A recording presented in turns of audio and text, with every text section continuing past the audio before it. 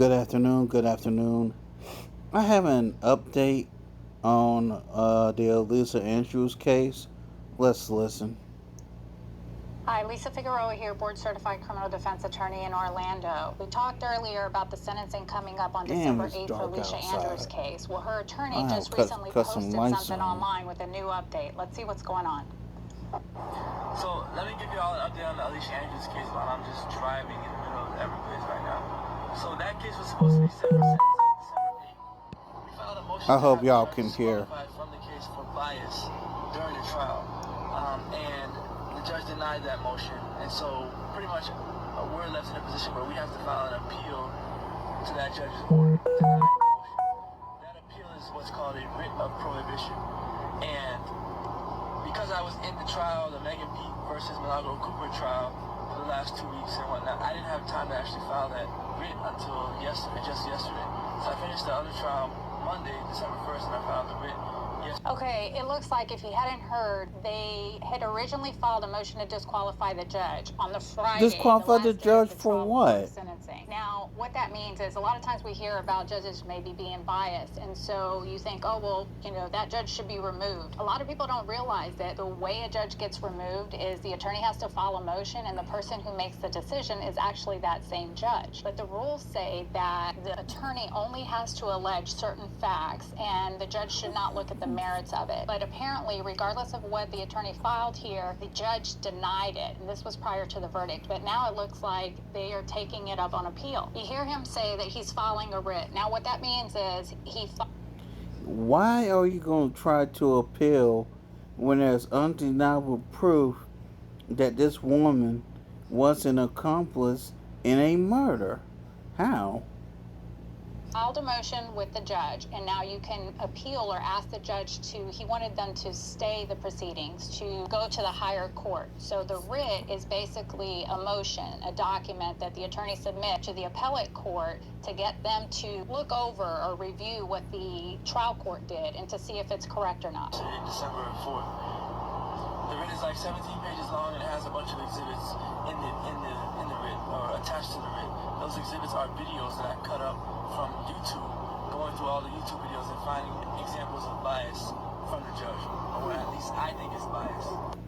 Now, what's really interesting and I think somewhat novel or new in this case is that typically when we move as an attorney to recuse a judge, it's usually because of the actions that occurred in the courtroom, things that were said, the impression that the defendant had based on whatever happened or commentary the judge made or rulings. And here, on top of those things, they're also adding YouTube comments and videos from just the public because this case was put online for everyone to see. And so they included videos, comments from chat, and all of that into their writ for the appeals court to rule on.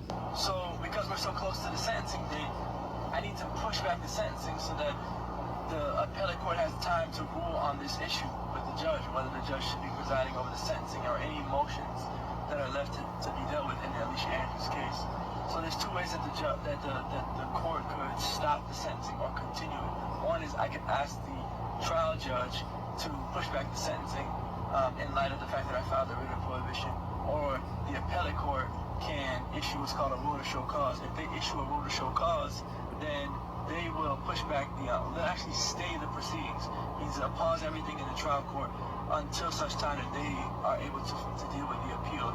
Okay, so basically, they were scheduled for sentencing on December 8th, and her attorney feels that based on certain things that happened and everything that was alleged in his motion, that they had a valid basis to disqualify this judge, that the judge, for whatever reason, may not be fair or give Alicia Andrews a fair sentencing. And so typically, this needs to be done in advance. That was done the Friday on the last day of trial, and that was denied. The attorney now can appeal that, and that's the writ that he's talking about. But in the meantime, the sentencing is still scheduled for Monday, December 8th. And so now what he has to do is to request that we continue the sentencing. Like, let's hold off and see if the court was right or wrong about denying the motion to disqualify her. So he had two options. One was to file with that same judge, hey, can we continue this? And he reached out to the prosecutor's office to see if they had any objection, and of course they're going to object. And then he has the option to ask the judge, would you allow us to continue this? this and wait and see what the appeals court does. And if she says no, then his only other option is to go to the appellate court and ask them to issue a rule to show cause, or basically a writ to stay the proceedings. That means halt, stop the proceedings until a decision is made. So essentially, he's trying to stop the sentencing from going forward, because the idea being that if this judge is the one that sentenced her, she's not going to get a fair trial based on the things that he laid out in his motion. So I tried with the trial court first. I emailed the prosecutor yesterday, or maybe today, I can't remember which one, asking them if they would agree to, it was yesterday, asking them if they would agree to push back the sentencing. Of course, they said no. Once they said no, I reached out to the judge, filed a motion with the judge that was presiding over the case, but I had no faith that the judge would agree to push back the sentencing, and the judge denied the request to push back the sentencing. But at the same time, I was also working to have the appellate court stay the proceedings. So what we did was, and this is why it's important to know the rules of procedure, both appellate procedure and criminal procedure, wherever you're at, in whatever state, because there's a mechanism. If the appellate court issues a rule to show cause, then it stays the proceedings. It's an automatic thing. So I filed a motion for expedited issuance of a rule to show cause in the appellate court. And so while the trial court was trying to figure out what they were going to do on their end. You're seriously going to try to appeal Alica Andrews when there was videotape evidence, digital evidence, and other evidence proving that she helped conspire a murder? Make it make sense. I had the appellate court trying to figure out what they were going to do on their end, and I filed that. And today I was just calling the clerk at the appellate court trying to get them to get the judges to make a decision.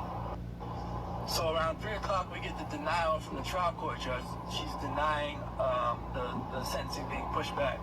And then maybe an hour and a half later we get an order from the appellate court issuing the rule to show cause and staying the proceedings, which means that we don't have sentencing Monday on Alica Andrews. The judge that was supposed to sentence Alica Andrews, at least for now, is not going to sentence her. She can't, if the appellate court agrees that she, with her decision to deny our motion to disqualify her, then she's going to get the sentence of Alica Andrews, but if not, then we might get a new judge to sentence Alica Andrews. So essentially, the appellate court did issue the rule to show cause and stayed the proceedings. That means the sentencing won't go forward on the 8th. And now they're going to wait to issue a ruling. Should the judge be disqualified and another judge assigned to handle the sentencing, or will they deem the motion insufficient to disqualify her? In which case, then the sentencing would go forward now with the judge that they just got through saying could not be fair, which is always a tricky situation for any attorney to navigate. But clearly, as a defense attorney, you have to do everything you can to protect the best interest of your client and make sure that it is a fair process and raise these issues so they can be dealt with even later on appeal after sentencing if need be. So I had a similar case where my client was charged with drug trafficking, and we did the trial. It's 2 counts, trafficking and then also possession of misdemeanor cannabis, and she was found guilty only of the misdemeanor cannabis possession. And the judge made a comment prior to sentencing being scheduled that why does she need more time? She's a trafficker. And that comment led me to believe that he felt she was guilty even though the jury did not. And so I filed a motion to recuse him, and he denied it. And we filed a writ to the appellate court saying that there was sufficient basis to warrant removal of this judge and assigning another judge before sentencing. And unfortunately, the writ in that case was denied. So we were left to go back and face sentencing in front of the same judge that just got through calling her a drug trafficker after a not guilty verdict. And needless to say, unfortunately, even though it was just a misdemeanor charge that was left, he did impose jail time against her. And that kind of one of the difficult things with the way the law is on this, that the fact that the judge that we're concerned with about being biased is the one who makes the decision whether or not to remove themselves from the case. Now, in my case, it wasn't a high profile or case that's being followed by by the media where you have all eyes on the case. So this one's particularly interesting because we have it being broadcast. We have commentary basically from individuals who are independent and allegedly non-biased watching the actions and the rulings of the court, and the attorneys here are trying to use that to bolster or to give credence to their argument that this judge should be removed. So as of now, there won't be a sentencing on December